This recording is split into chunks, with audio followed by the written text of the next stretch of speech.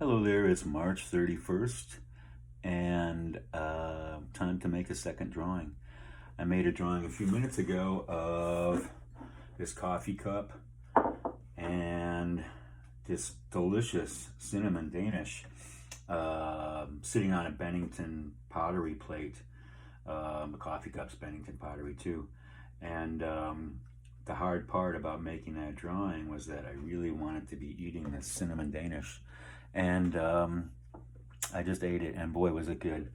So, and I made some espresso to have with it. So, let's draw this espresso pot. Well, I'm going to draw this espresso pot. You can draw anything you want to draw. Let's see if we get this properly centered here. Okay, let's do it like that. We got it right in the front of the camera. Okay. Let's set the clock to 10:45, and so we're going to give ourselves 7 minutes. As per the isolation station rules, that's a little group that a bunch of my friends set up on Facebook. We're doing 7-minute drawings and we're posting them because we're supposed to be spending all of our time at home. Isolating. Not isolating. That's not the best thing I want to do, but we're just sort of self-quarantining, taking care of ourselves, and obviously trying to stop the spread of this disease that's happening right now. So I love this espresso pot, and I wanted to make a drawing of it. So let's set ourselves exactly 10:45, and we're going to give ourselves, I'm going to give myself 7 minutes to make this drawing. Here we go. Let's see, we got our pencil sharpener, we got some watercolor pencils. It's a really cool shape, right? I refer to it as the futurist espresso maker. I always wanted to be a futurist, and do we all know who the futurists are? They were a pretty cool group of mostly Italians, although I'm sure there are people from other countries that were considered themselves futurists as well. And here we go. I'm gonna actually lay out the whole basic shape of this coffee pot, and then focus on some details. And now it's not round, as we can see. It's actually made of layers, which kind of implies like cubism, or that it was like made over time or something like that. I guess that's my understanding of what the futurists were doing. They kind of happened, I'm guessing now, but I'm going to say around the same time as the cubists, like late teens in Italy. There was a really amazing book that came out a couple years ago by, I believe the author's name was Rachel Kushner, called The Flamethrowers. And it went back and forth through different periods of time.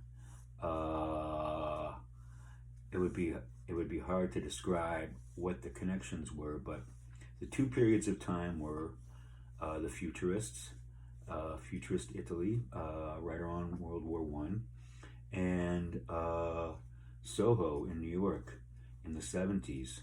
I couldn't even begin to describe how she did that, but it was really, really amazing. So you see there are all these rings that are really making it up. They're sort of like rings set on top of each other. That's not exactly the way that I drew it, but we got 7 minutes. How are we doing on time? We've done about 3.5 minutes so far. All right. We're going to keep drawing some more rings around here. I tell you why I bought this pot. A couple years ago, an Italian friend of mine was staying with me, and he had brought his own little, they call it a Moka. They're a stovetop espresso pot. Every Italian has one. It's a classic thing in Italy. And his was so old and had been so well used. And so I saw this new one, and I thought, oh, it'd be nice to have a new espresso pot around the house, and maybe my Italian friend will enjoy using it. I don't believe he ever used it. He just kind of stayed with his old one, and he had a little story behind it, and that was cool. I get it. I wasn't trying to change him and make him use my new one, but in any event, that was the impetus for getting it, and it was a really nice gift that I got for myself. Okay, so we got a lot of red going on here. Let's put that red in. I've got some colored pencils that become watercolor, and they're super cool. So let's just do these two red elements. The knob on the top. No, it's probably not the same red, but it really doesn't matter. And this part on the side. Okay, it comes a little bit down on the side here too, like that. Okay, let's do it this way. And all right, and now we are going to take this brush. We don't really need much water for this. And you see how that sort of becomes like a watercolor then. All right. What's the difference between a watercolor and a drawing? Good question. But I know that generally in museums, anything on paper is considered a drawing. So if you use oil paint on paper, it's considered a drawing. Let's see what we can do with this like Aztec stepped up thing going on here. Let's take off this round specific edge, because that's really not the way it is. It's just a bunch of concentric circles of varying sizes laid one on top of each other to create the illusion of a solid shape. I'm probably not saying that right, but it really doesn't matter. However you say it, it's just fine. All right, so it sort of steps up here. All right. Oh, this is cool. Oh, it's not that hard. Reminds me of those Aztec temples. I don't know if you've ever been to Mexico, but if you haven't, as soon as this is over, do yourself a favor and jump on a plane. I had a great time in Mexico. I was down there for a couple years ago to see a friend's art exhibit. And when I got back and people asked me for my review of Mexico, I said, the best thing about Mexico is that it's filled with Mexicans.